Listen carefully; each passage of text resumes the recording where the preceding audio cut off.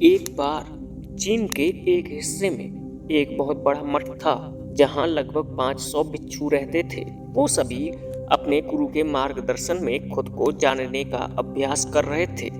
एक दिन एक लड़का उस मठ में शिष्य बनने के लिए आया। उसने मास्टर से कहा, मास्टर, मैं खुद को जानना चाहता हूँ।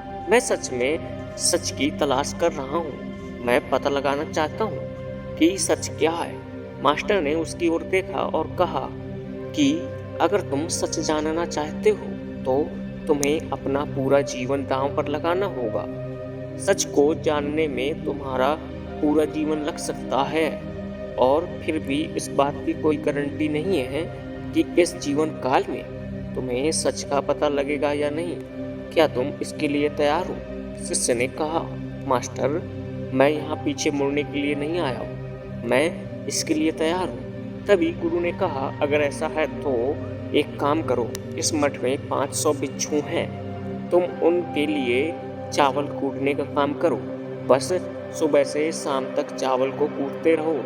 जब तुम थक जाओ तो सोने चले जाओ और फिर अगली सुबह उठकर चावल कूटना शुरू कर दो। इसके अलावा कुछ और मत करना। किसी और चीज के बारे में मत सोचना। बस इस रास्ते पर चलते रहना और दोबारा मेरे पास मत आना। जरूरत पड़ने पर मैं तुम्हें खुद तुम्हारे पास आऊंगा। उस लड़के ने गुरु के आदेश का पालन करते हुए चावल कूटना शुरू कर दिया। उस मठ में 500 शिष्य रहते थे। उन सभी को समय समय पर भोजन की आवश्यकता पड़ती थी, इसलिए वो सुबह बहुत जल्दी उठ जाता था और देर रात तक चावल कूटता रहता था। जब वो थक जाता तो उसी कमरे में सो जाता जहां वो चावल कूटता था।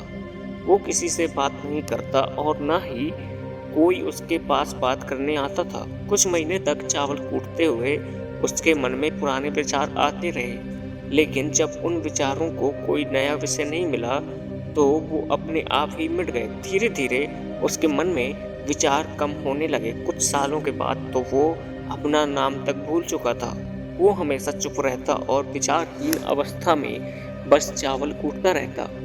उसने न तो कभी ध्यान किया था और न ही कभी कोई शास्त्र पढ़ा या मठ के बाकी उसे मूर्ख समझते थे।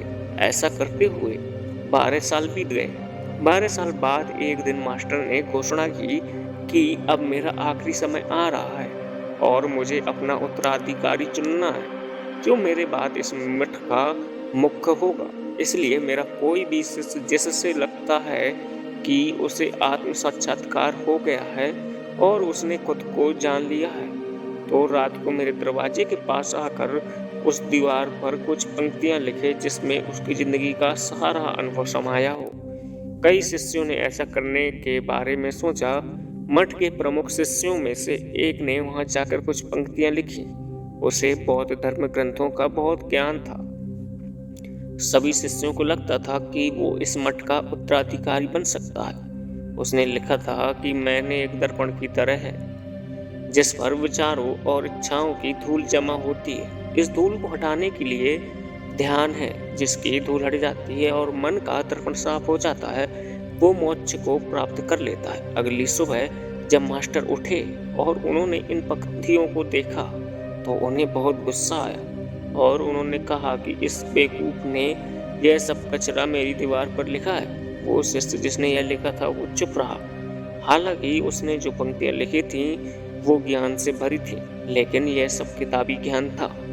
वो शिष्य बहुत चालाक था। उसने पंक्तियां लिखी लेकिन नीचे अपने हस्ताक्षर नहीं किए, क्योंकि वह स्वयं इसके बारे में निश्चिंत था कि ये सही है या नहीं, क्योंकि उसे आत्म साक्षात्कार नहीं हुआ था।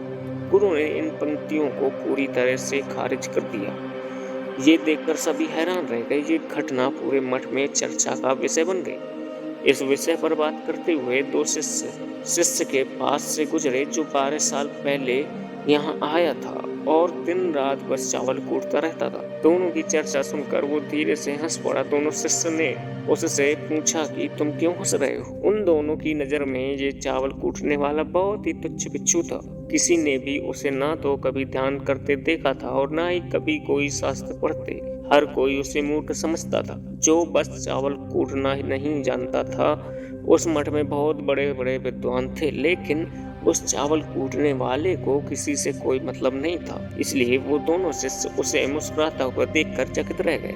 उन्होंने फिर उससे पूछा कि तुम क्यों हंसे? उसने जवाब दिया, मैं इसलिए हंसा क्योंकि मास्टर सही बोल रहे हैं। ये सभी पंक्तियां कचरा है, इन पंक्तियों का कोई मूल्य नहीं है। वो दोनों शिष्य चौंक गए। उन्होंने उससे पूछा कि क्या तुम कुछ ऐसी पंक्तियां लिख सकते हो तो इससे बेहतर हो। चावल पीसने वाले ने जवाब दिया, नहीं, क्योंकि मैं अनपढ़ हूँ, लेकिन हाँ, मैं कुछ पंक्तियां कह सकता हूँ, और अगर तुम उन पंक्तियों को लिख सकते हो तो मैं तुम्हारे साथ जाने के लिए तैयार हूँ। उन दोनों शिष्यों ने कहा, ठीक है। वो मास्टर के कमरे के पास गए और चावल कूटने वाले ने कुछ पंक्तियां बोली और दूसरे शिष्य ने उसे दीवार पर लिख दिया और उन पंक्तियों के नीचे लिख दिया, चावल कूटने वाला। उन्हें लगा कि मास्टर इस पर भी गुस्सा करेंगे। जो पंक्तियां उसने लिखने के लिए कहा था वो बहुत अद्भुत थी, और वो पंक्तियां थी, मन तो बस एक भ्रम है, ना तो मन है ना ही मन का कोई दर्पण है,